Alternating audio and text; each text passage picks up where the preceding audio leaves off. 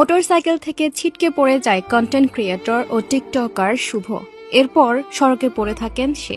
তারপর একটি ট্রাক এসে তার মাথা থেতলে চলে যায়।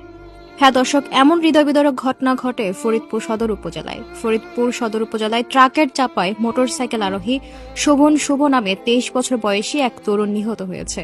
সোমবার সন্ধ্যা 7টার দিকে ঢাকা খুলনা মহাসড়কের শিবরামপুর এলাকায় মামুন ইন্ডাস্ট্রির সামনে এই দুর্ঘটনা ঘটে। নিহত শুভন শুভ মাগুরার মোহাম্মদপুর উপজেলার মিজানুর রহমানের ছেলে। মিজানুর রহমান ফরিদপুর পানি উন্নয়ন বোর্ডে চাকরি করেন। চাকরির সুবাদে পরিবার নিয়ে তারা ফরিদপুর শহরের গোয়ালচামট মহল্লায় থাকেন। করিমপুর হাইওয়ে পুলিশ জানায় 3 বন্ধু মিলে একটি মোটরসাইকেলে করে রাজবাড়ির গোয়ালন্দ থেকে ফরিদপুরে যাচ্ছিলেন। পথে একটি রিকশা গলিপথ থেকে হঠাৎ মহাসড়কে উঠে আসে।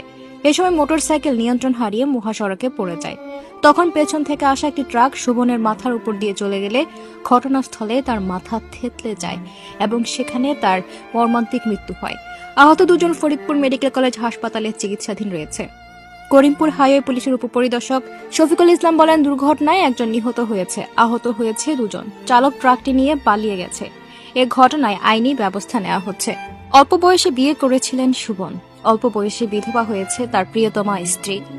তাই সবাইকে এই 2 চাকার যান বাইক নিয়ে সাবধানভাবে চালানোর জন্য অনুরোধ করা হয়। বাইক দুর্ঘটনা রীতিমতো হয়ে আসছে আমাদের তরুণ প্রজন্মের জন্য, যেন